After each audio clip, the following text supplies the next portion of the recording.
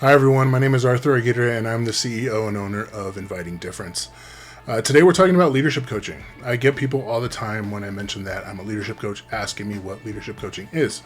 So today I'm going to break it down for you. We're going to start by talking about what it's not, right? So some people think it's going to be like sports coaching. You show me the kind of smarts makes me wonder if you know the difference between a sneeze and a wet fart. No. Other people think it's something like mediation. All we're trying to say is, put your swords away for a second. Let's finish this and let's move on. Get out there and get some strange ass. Absolutely not. And then some people definitely confuse it with consulting. Good luck with your layoffs, all right? I hope your firings go really well. Excellent. Great.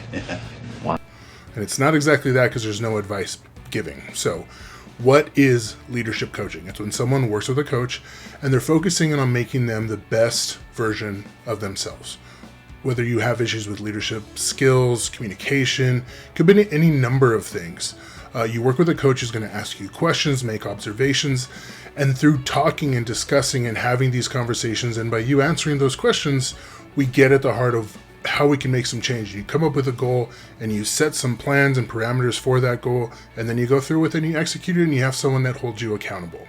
But here's the thing, leadership coaching isn't some magic pill you take and that's it. You turn into this perfect robot leader who makes all the quote unquote right decisions, right? There's no perfect coach out there.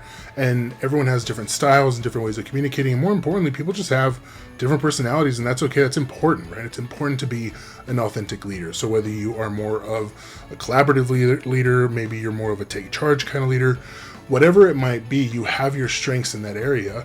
And there's other areas where you might need some improvement, and that's where leadership coaching comes in. Now, one more thing, leadership coaching is absolutely not therapy.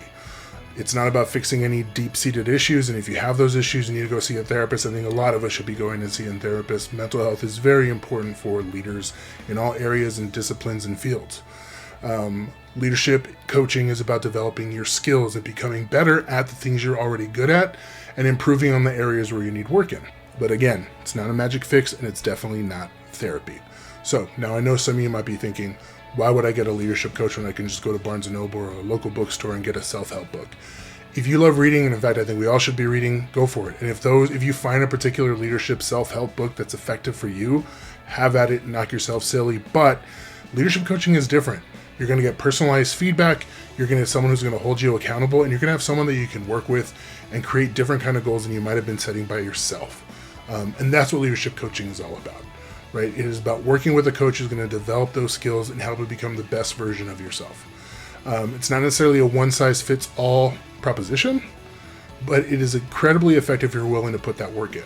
Right? If you're not willing to put that work in and do your part in the process, then maybe go grab a self-help book. But I think everybody could benefit. My clients talk about how dramatically improved they are in terms of how they get along with people in the workplace. Sometimes even improving their life at home in the way that they might think that they're communicating with other people, and just other areas of growth. I think when you become a better leader, you just become better at human connection and human communication. So I hope this cleared up some of the questions that some people have about leadership coaching. If you have any other questions, or if you would just like to talk to me about possibly starting on some sort of coaching relationship with me, go ahead and go to www.invitingdifference.com and you can get more information and you can contact me there.